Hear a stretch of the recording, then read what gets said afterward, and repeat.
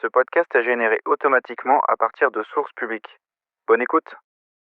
Bonjour et bienvenue dans Piste ouverte, votre rendez-vous avec l'actualité brûlante du sport automobile.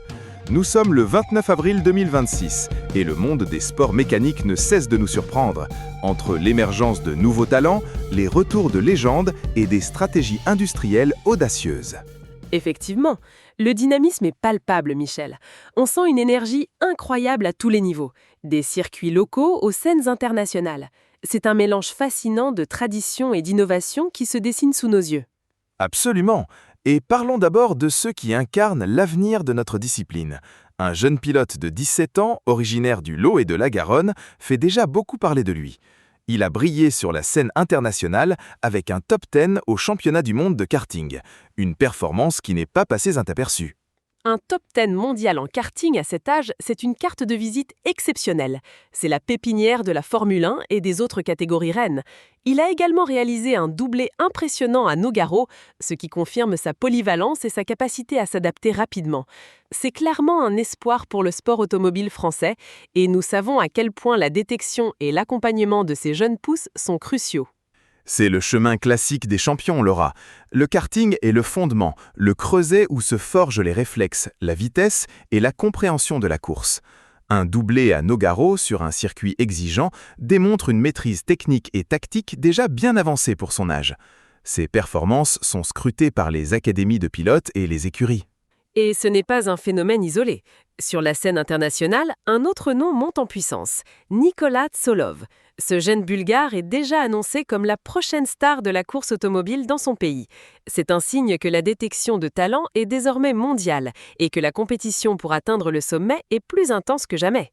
En effet, Tsolov, comme notre jeune espoir français, incarne cette nouvelle génération de pilotes qui ont grandi avec les simulateurs, mais qui prouvent leur valeur sur la piste.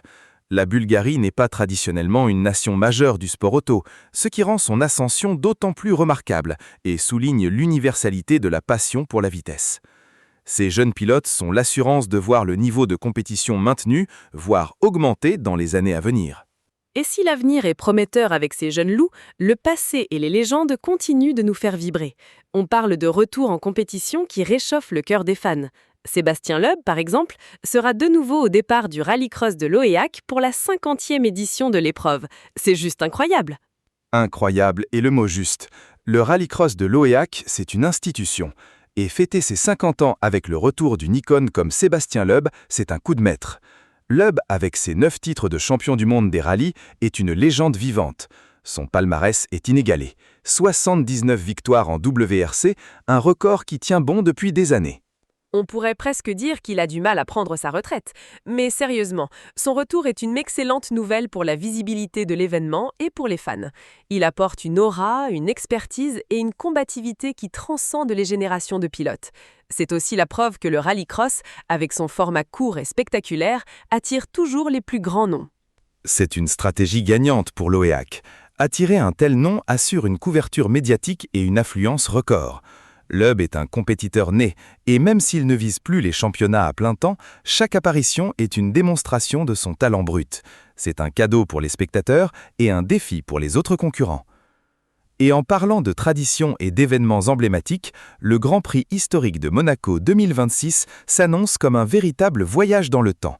Le Rocher se prépare à revivre l'histoire de la Formule 1 avec ses machines mythiques. Le Grand Prix historique de Monaco est bien plus qu'une simple course.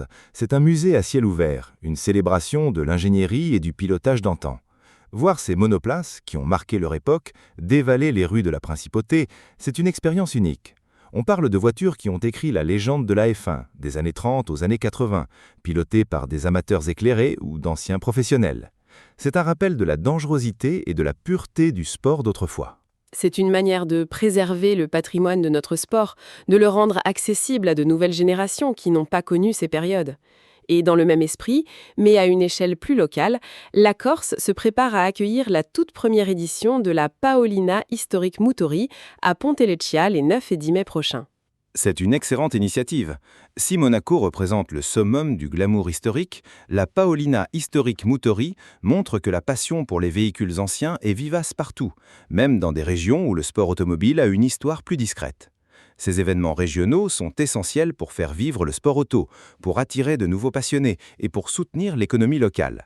Ils célèbrent non seulement les voitures, mais aussi le patrimoine culturel et les paysages. C'est une belle preuve que la passion du volant n'a pas de frontières.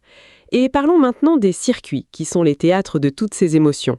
Le circuit d'Albi vient d'inaugurer sa toute première boutique officielle. Une boutique officielle, c'est plus qu'un simple point de vente.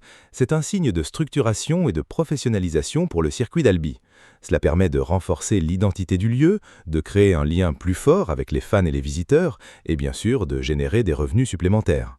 Dans le paysage économique actuel du sport automobile, diversifier les sources de revenus est crucial pour la pérennité des infrastructures. C'est une démarche intelligente pour fidéliser le public et créer une véritable expérience autour du circuit.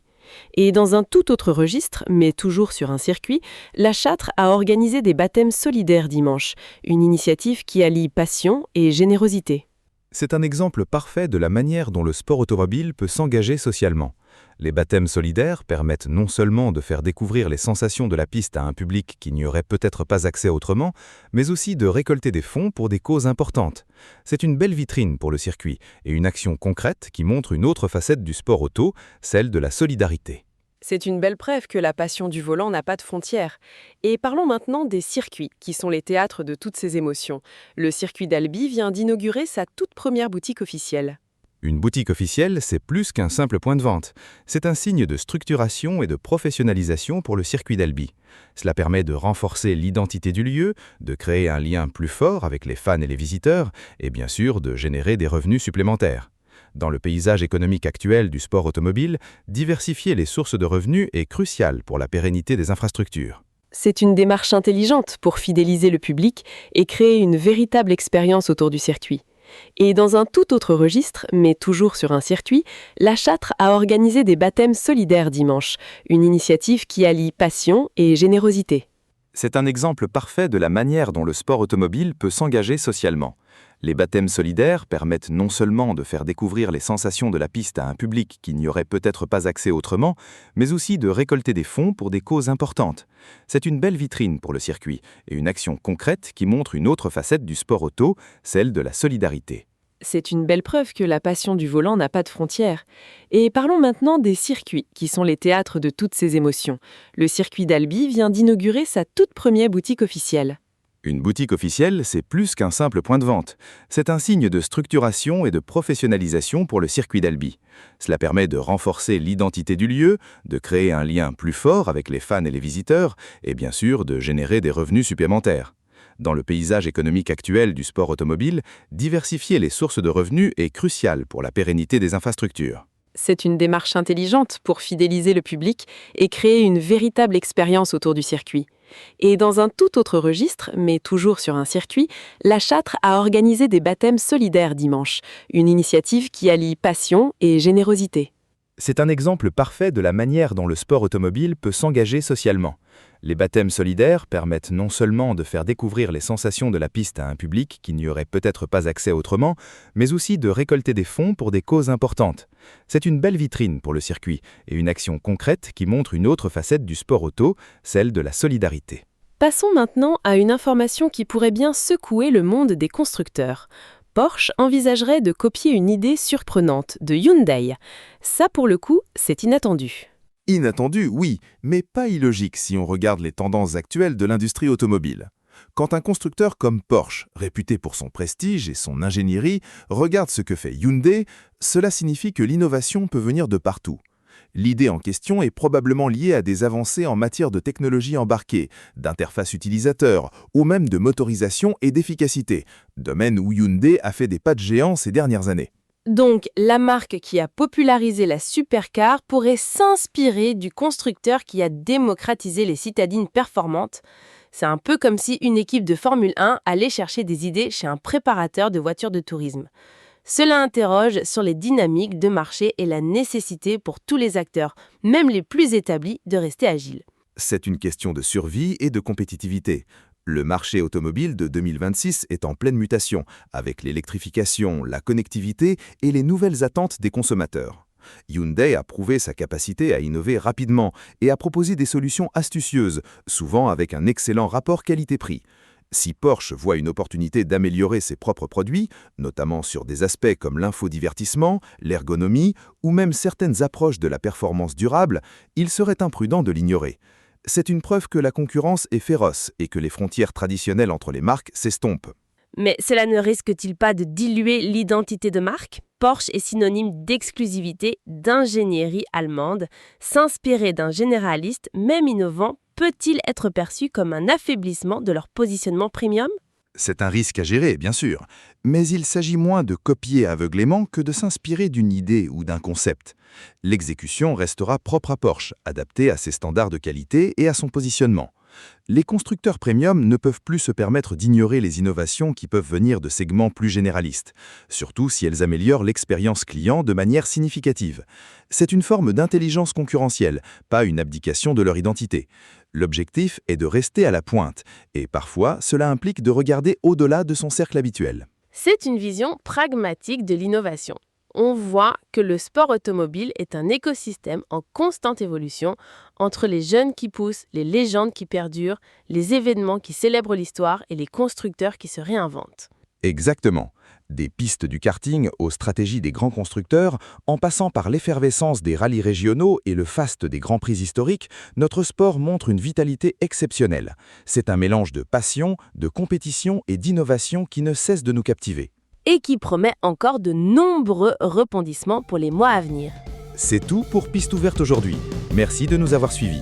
À très vite pour de nouvelles actualités sur les circuits et en dehors. À bientôt.